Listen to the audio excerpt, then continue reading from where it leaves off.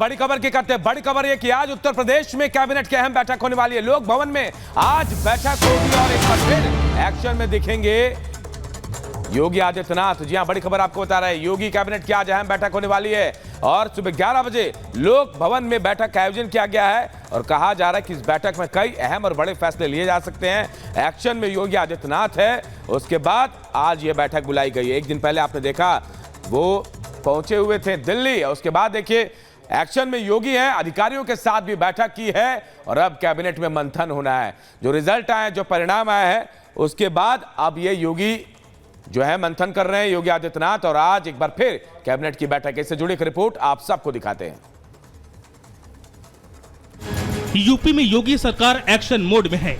चुनावी नतीजे भले ही उम्मीदों के विपरीत आए हों, योगी सरकार दोगुनी तेजी से अब विकास पथ पर अग्रसर हो चुकी है। आज लोक भवन में सुबह 11 बजे सीएम योगी की अध्यक्षता में कैबिनेट बैठक है।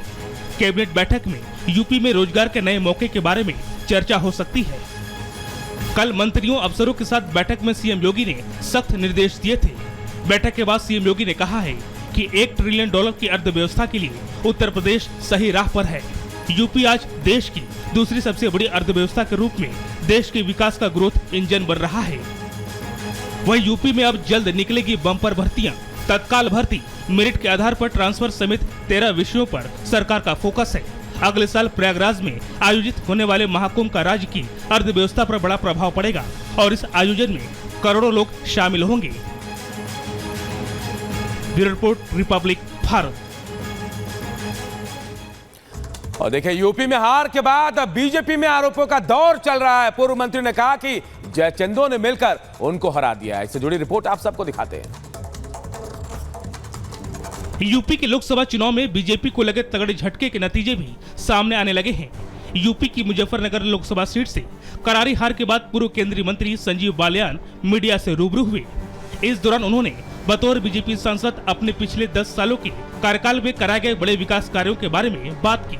इस दौरान उन्होंने हार के लिए मुस्लिम वोटों के ध्रुवीकरण और अपनी ही पार्टी के जयचंदों को कोसा। अपनी हार को लेकर संजीव बालियान ने कहा कि इस हार की वजह मुस्लिम वोटों का ध्रुवीकरण और हिंदू वोटरों का मतदान कम होना है। सरधना से पूर्व विधायक संगीत सोम को लेकर भी उन्होंने कहा, ये बात सबको पता है कि संगीत सोम ने समाजवादी पार्टी के प्रत्याशी को चुनाव लड़ाया है, खुलकर लड़ाया है। चुनाव हारने में जयचंदों का हाथ है। बीजेपी के लोग ही पार्टी के खिलाफ काम कर रहे हैं। ऐसे लोगों के खिलाफ कार्रवाई करने का काम पार्टी हाईकमान का है। आज संगीत सोम मीडिया के सामने अपना पक्ष रखेंगे। Bureau report, Republic Bharat. और बात उड़ीसा की करते हैं, जहां बीजेपी सरकार बनाने वाली और कल शपथ ग्रहण कार्यक्रम है। लेकिन उससे पहले आज विधायक दल की बैठक होगी और मुख्यमंत्री का नाम तय होना है। रिपोर्ट आप सबको दिखाते हैं। ओडिशा में नवनिर्वाचित भाजपा सरकार अब कल शपथ ग्रहण करेगी। शपथ ग्रहण समारोह पहले 10 जून को होना था। प्रधानमंत्री नरेंद्र मोदी की व्यस्तता के कारण शपथ ग्रहण समारोह में बदलाव किया गया है। साथ ही विधायक दल की बैठक भी आज होनी है। चुनाव प्रचार के दौरान पीएम मोदी ने कहा था कि ओडिशा की पहली भाजपा सरकार राज्य में 10 जून को शपथ लेगी।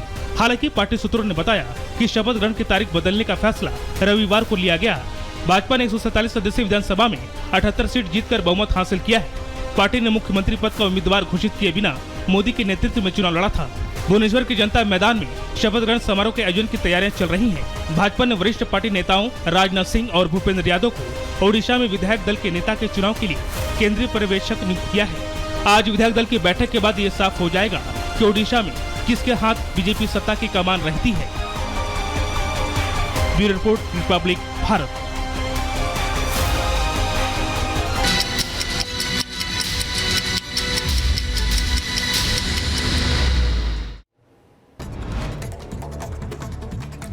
यूपी के लखीमपुर खीरी में नदी में नहाने गए 5 लोग डूबे। हादसे में 4 लोगों की मौत, एक की हालत गंभीर। मृतकों में एक युवक, 2 महिलाएं और एक बच्चा शामिल है। यूपी के बलरामपुर में एक पैथोलॉजी लैब में लगी भीषण आग। आग की लपटें देख मचा हड़कंप। मौके पर पहुंची फायर ब्रिगेड की गाड़ियां। कई घंटों बाद आग पर काबू पाया गया।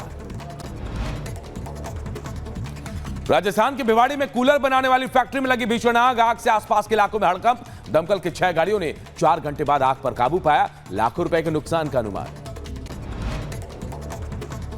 यूपी के अमेठी में गौशाला के पास रखे भूसे में लगी आग देखते ही देखते आग ने लिया विकराल रूप। ग्रामीणों ने कड़ी मशक्कत के बाद आग पर काबू पाया। मध्य प्रदेश के बड़वानी में सड़क के किनारे खड़ी कार में अचानक लगी आग। धू धू कर जली कार पूरी तरह से हुई खाक। यूपी के झांसी में तेज रफ्तार कार ने एक बुजुर्ग को कुचला। सड़क किनारे लेटा हुआ था बुजुर्ग, गंभीर हालत में अस्पताल में भर्ती। पूरी घटना सीसीटीवी कैमरे में कैद। यूपी के शाहजहांपुर में बाइक खड़ी करते समय अचानक लगी आग। चंद मिनटों में बाइक जलकर हुई राख। यूपी के शाहजहांपुर में तेज रफ्तार ट्रक डिवाइडर से टकराकर पलटा। हादसे में चालक बाल बाल बचा। मार्केट और हाईवे पर लगा भीषण जाम। शाहजहांपुर में हाई टेंशन लाइन की चपेट में आने से दर्दनाक मौत। बाइक सवार एक युवक की करंट लगने से मौत हुई। बाइक पर साथ में बैठे दूसरे युवक ने कूदकर अपनी जान बचाई। यूपी के फिरोजाबाद में एक घर में लगी भीषण आग। पूर्व मंत्री रघुवर दयाल वर्मा के कोठी के पास लगी आग। अचानक आग की ऊंची लपटों को देख आसपास के घरों में भगदड़ मच गई। गाजीपुर में माफिया अंगद राय और गोरा राय को 5-5 साल की सजा। जेल में बंदी के साथ मारपीट और जान से मारने की धमकी के मामले में SC/ST कोर्ट ने फैसला सुनाया।